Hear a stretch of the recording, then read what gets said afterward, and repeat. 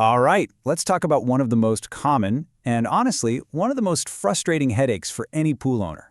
But I promise you, by the end of this quick explainer, you'll have a super simple, clear solution to get that perfect, sparkling water you've been dreaming of.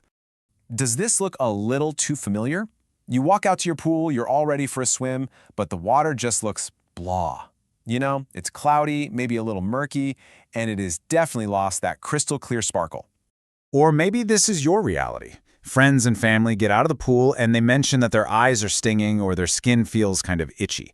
It is so easy to just blame the chlorine, right? But here's the thing. Both that cloudy water and the irritation, they often point to the exact same hidden cause. And that culprit, 9 times out of 10, is an unbalanced pH level. Seriously, you can think of it as the invisible force behind most of the common pool problems. Getting a handle on it is absolutely the key to clean, safe, and beautiful water all season long.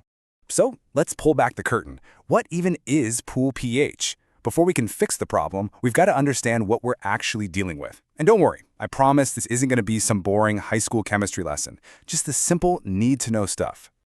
At its core, pH is just a simple scale from 0 to 14 that tells you if your water is more on the acidic side or the basic side. 0 is highly acidic, 14 is highly basic, and 7, right in the middle, is perfectly neutral. Now, getting this number right is crucial because if it's off, your chlorine basically can't do its job of sanitizing, and the water itself can start to damage your pool's surfaces and equipment. Ouch. And this right here is the magic number. Well, the magic range, I should say, 7.2 to 7.6. You're going to want to burn this into your memory. This is the absolute sweet spot. In this range, the water feels comfortable for swimmers, and your chlorine is at peak power, ready to zap any bacteria or algae that dares to show up. Okay, so we know what pH is and we have our target range. Now it's time to do a little detective work and figure out if your pool's pH is too high or too low. And believe it or not, the symptoms are actually pretty different. Let's break this down. If you're seeing that cloudy water, or maybe you've noticed a chalky white scale building up on your tiles, you're almost certainly dealing with high pH.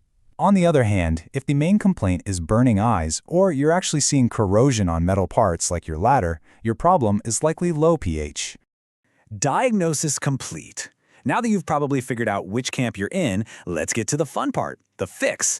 These are the simple, actionable steps to bring your water right back into that perfect range. If your pH is too high, you need to add an acid to bring it down. The process is super simple. Test your water first so you know your starting point. Then carefully add either muriatic acid or dry acid. And listen, this stuff is potent, so always follow the safety directions on the label. We're talking gloves and eye protection for sure. The real key here is to add it in small amounts. You can always add more, but you can't take it out. Let your pump circulate the water for a few hours, then test again. And if your pH is too low, well, it's pretty much the same dance, just with a different chemical. In this case, you'll use soda ash. Test first, add the soda ash gradually around the edges of the pool, let it circulate for a while, and then retest to check your progress. See? Simple. This brings us to the million-dollar question, doesn't it? We know what to add, but how much is a small amount? You definitely don't want to overshoot your target and accidentally create a whole new problem. Here's a great starting point.